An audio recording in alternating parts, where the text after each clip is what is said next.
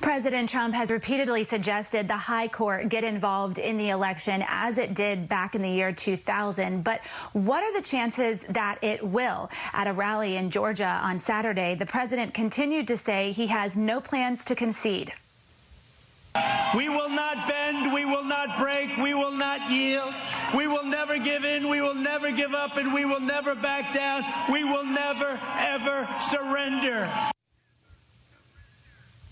Professor Josh Blackman with South Texas College of Law joins me live now to talk more about this. Josh, let's go ahead and start with Pennsylvania. The president and his allies are asking for all of the state's 2.5 million mail-in votes to be tossed out. What's the argument here, and do you think the high court will rule with time running out for the president? Well, thank you for having me. The clock is just about out. Here's the schedule going ahead. On December 14th, the Electoral College will meet. And on December 8th, we have an important deadline where the states have to certify their votes. Unless anything happens by December 8th, it's virtually impossible for the votes in Pennsylvania to be changed. The Supreme Court will not rule on this case till the earliest December 8th. That's when they sort of schedule their decision date for, if at all.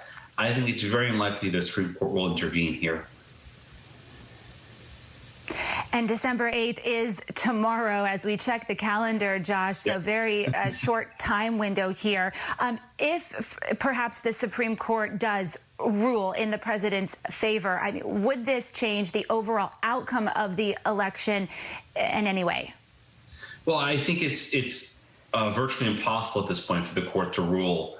The Supreme Court's had this case now for about a week or so. They could have ruled a long time ago to have given people a chance to react to it. Generally, when the court waits the last minute, that means they're going to deny it. And so far, every court that's looked at it has denied it as well. If the court were to rule for President Trump, it would basically wipe out the votes of millions of people. And it would change the outcome of the election, no question. But I think it's a very, I don't want to say low probability, probably a zero probability event, but close to zero. Now, the Supreme Court did hear the 2000 case, Bush v. Gore, that centered on Florida and the ballot design. Are there any comparisons between those two cases in your mind? Well, keep in mind in 2000, the margin of victory was a couple hundred votes. And the state court had, the Florida courts had ordered a selective recount in certain counties, right? And the Supreme Court came in and said, no, you can't do this. You have to give equal treatment to all votes. Here we're dealing with not one state, but maybe 4 or 5 states, and not a couple hundred votes, but tens of thousands of votes.